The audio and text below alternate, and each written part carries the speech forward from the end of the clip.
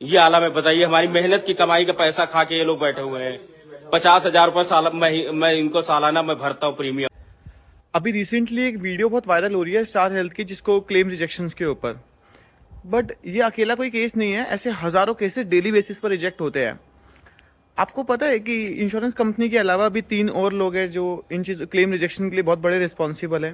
पहला तो है आपका हॉस्पिटल, जो आपको हर चीज में एडमिट होने की सलाह दे देता है। कोई डायग्नोस नहीं हुआ तो एडमिट हो जाओ, कोई बीमारी ज्यादा मेजर नहीं है, एडमिशन की जरूरत नहीं, बट आप एडमिट हो जाओ। और आप लोग सोचते हो कि मेरे ओपीडी के खर्चे बचेंगे, और हॉस्पिटल को लगता है कि मेरा एक बड़ा मेजर बिल मैं बना पाऊंगा। और बाद में जब इंश्योरेंस कंपनी क्लेम रिजेक्ट कर देती है तो आपको तो पैसा देना ही पड़ेगा। हॉस्पिटल तो विन विन सिचुएशन में है। और आपको एक स्टोरी बताता हूँ। मेरा एक कस्टमर था जिसको रात को खराटे लेने की आदत थी, और उनको उनकी एक रात पहले क्या हुआ, उनकी नींद बहुत बार ब्रेक हो गई। वो हॉस्पिटल में चले गए। अब हॉस्पिटल चले गए तो हॉस्पिटल ने बोला कि आप इंश्योरेंस कंपनी से पूछ लो कि एक दिन आपको एडमिट होना पड़ेगा, क्लेम मिल जाएगा। कस्टमर ने मुझे डायरेक्टली फोन कर दिया और उन्हें बोला, दिशान जी मेरे को एक दिन के लिए एडमिट होना है, क्या मुझे क्लेम मिल जाएगा? मैंने बोला सर डायग्नोस क्या हुआ? कहता पता नहीं। मैंने कहा सर ट्रीटमेंट क्या लोगे? कहते पता नहीं। मैंने कहा सर एडमिट क्यों हो रहे हो? कहते कि वो मैं एक दिन के लिए एडमिट होना, टेस्ट करवाना है। मैंने कहा बिल कितने का? 1.25 लाख। मैंने कहा सर इंश्योरेंस कंपनी क्या देख के क्लेम पास करेगी? फिर उन्होंने मुझे बोला, दिशान जी वैसे पॉलिसी लेने का फायदा क्या है? मतलब ये समझो कि कोई कुएं में जा रहा है कूदने के लिए, और मैं उसे बोलूंगा कि सर आप मत जाइए, तो सोचेंगे मैंने पॉलिसी ले रखी है। अब जब कुएं में गिर जाता है तो मैं बोलूंगा सर, वो कहेंगे फिर आपने अब बता के क्या फायदा हो रहा है? तो हम दोनों जगह पे टेंशन में हैं। दूसरा होता है आप ही का एजेंट, जो आपको पॉलिसी देता है, क्योंकि वो बहुत सारी अच्छी अच्छी चीजें बताता है, पॉलिसी के अच्छी बेनिफिट्स, अच्छे कम प्रीमियम। अब उसको बताना चाहिए वो हिडन क्लॉजेस। बट उसका एक पिन पॉइंट बताऊं क्या होता है?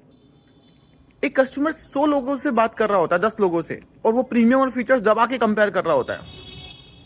अब उसको वही एजेंट पसंद आएगा जो अच्छी बातें कर रहा है, उसको वो एजेंट समझ ही नहीं आएगा। अब जो एजेंट अपने ऑनेस्टी के साथ गलती से भी कंडीशन, प्रीमियम, बुरी चीजें बता दे, तो आप उससे पॉलिसी ना लेके वो दूसरे से ले लोगे जो आपको बेनिफिट दिखा रहा है। एक्चुअल में जो प्लान अच्छा है वो सही होगा, ये जरूरी नहीं है, पर जो सही होगा वो अच्छा होगा, वो भी जरूरी नहीं है। तो मुद्दा ये है कि सेकंड आपका एजेंट गलत होता है, बट वो उसका वो होता है कि वो सेल लूज ना हो जाए, क्योंकि उसने इतनी मेहनत करी, जिस वजह से वो भी बाकी लोगों की तरह ही झूठ बोलता है। तीसरे होते हो आप खुद। पॉलिसी लेते वक्त या तो बहुत ज्यादा डरे होते हो, और या फिर बहुत कैजुअल होते हो।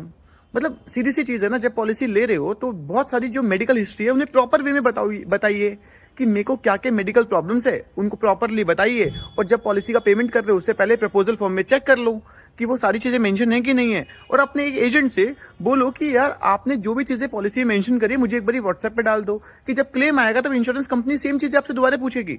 तो आपकी स्टेटमेंट डिफरेंट नहीं होनी चाहिए, बार बार अलग अलग नहीं होनी चाहिए, जिस टाइम पर क्लेम में फाइट करने में इजी होगा। अगर इंश्योरेंस कंपनी ने फिर भी क्लेम रिजेक्ट कर दिया है तो ध्यान रखो कि आपको थोड़ा बहुत रिस्पॉन्सिबल बनना पड़ेगा। बट फिर भी मैं आपको एक चीज बोलना चाहता हूं, अगर आपके कोई भी known person, family member, relative, कोई भी जिनको इंश्योरेंस क्लेम से दिक्कत, इंश्योरेंस क्लेम रिजेक्शन हुए हैं, तो वो हमें कॉन्टैक्ट कर सकते हो और हमारी टीम उनके लिए बहुत हेल्प करेगी। क्योंकि मैं समझता हूँ कि इंश्योरेंस क्लेम रिजेक्शन एक फाइनेंशियल लॉस और एक मेंटली बहुत ज्यादा प्रॉब्लम में डाल देता है। तो हम लोग रेडी है, अगर किसी भी पर्सन का क्लेम में दिक्कत आ रही है तो आप हमसे कोऑर्डिनेट कर सकते हो, हमसे हेल्प ले सकते हो, और क्लेम में जो भी हम हेल्प कर सकते हैं वो आप लोगों की हेल्प करेंगे।